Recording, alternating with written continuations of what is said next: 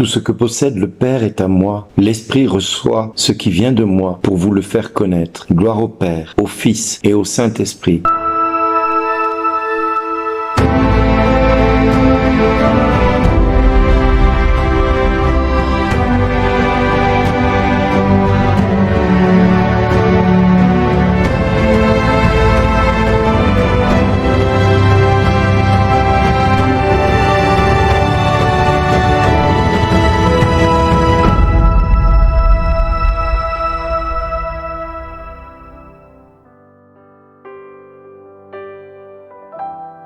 Bonjour les amis, l'Église aujourd'hui fête un mystère, celui de la Sainte Trinité. Nous avons la célébration du mystère de notre foi, le centre de notre foi, dont tout procède et vers lequel tout va retourner, tout revenir. Ce mystère qui est l'unité du Père, du Fils et du Saint-Esprit, à la fois dans le temps, dans l'espace et les événements. Cette unité de Dieu, Père, Fils et Saint-Esprit, nous est aujourd'hui témoignée par l'évangile de Jean, mais également par la lettre de Paul, qui veut nous faire grandir dans cette connaissance de l'Esprit Saint, dans la lettre aux Romains, et dans ce livre de la sagesse qui nous parle de la création de l'univers avec la sagesse qui est le Saint-Esprit, car sans lui rien ne fut. Effectivement, quand nous regardons de près toute l'histoire de la création, nous pouvons voir que l'Esprit Saint était déjà à l'œuvre. Au début de la Genèse, il est écrit au tout début de la Bible, dans la Genèse, l'Esprit de Dieu planait sur les eaux. Il y avait Dieu, l'eau et rien d'autre. Si, l'Esprit de Dieu. En clair, sans l'Esprit de Dieu, rien ne fut. Et quand Dieu va créer l'univers, il va créer l'univers avec sa sagesse, qui est considérée comme étant l'Esprit Saint, celui qui va le conseiller, celui qui va lui apporter ce dont il est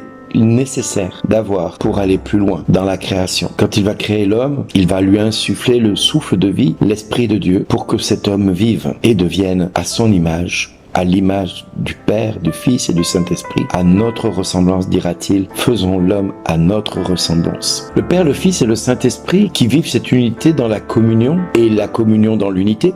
Aujourd'hui, il est bon de prendre conscience que chaque chrétien doit vivre dans la présence de ce mystère tout au long de sa vie. Du reste, tout est fait au nom du Père, du Fils et du Saint-Esprit. Nous commençons toutes nos célébrations, tous nos temps de prière par ce signe de croix qui est fait au nom du Père, Créateur, du Fils qui est Sauveur et de l'Esprit Saint qui sanctifie.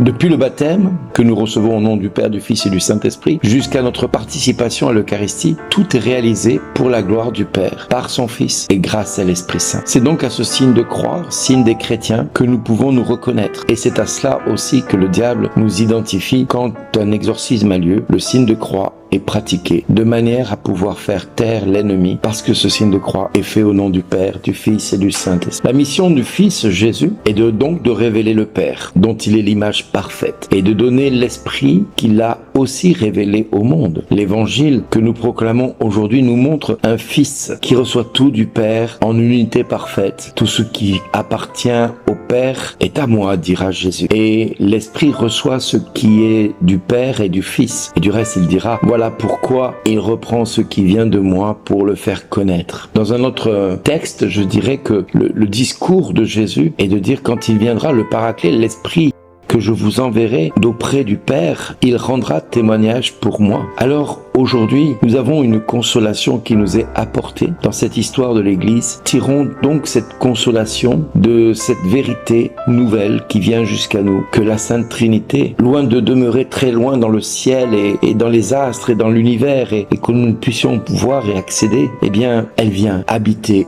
en nous et faire de nous sa demeure. Nous sommes le temple du Saint-Esprit et l'Esprit Saint est celui qui est notre consolateur, notre paraclet, celui qui prend notre défense face à l'ennemi, celui qui vient au secours de nos faiblesses quand nous ne savons pas prier, celui qui est l'Esprit de vérité, de qui tout procède. Il est l'intermédiaire et il nous guide vers cette vérité parfaite à laquelle nous sommes tous appelés. C'est là, je dirais, le don incomparable de Dieu, le Père, Fils, pour le chrétien que nous sommes, afin de nous rendre dignes. Posséder un tel mystère aujourd'hui dans l'histoire de l'Église, c'est posséder Dieu et c'est être possédé par Dieu également. Connaître ce mystère de la Trinité, découvrir la Trinité, c'est non seulement essentiel pour le chrétien, mais c'est ce qui fait de lui un citoyen du ciel.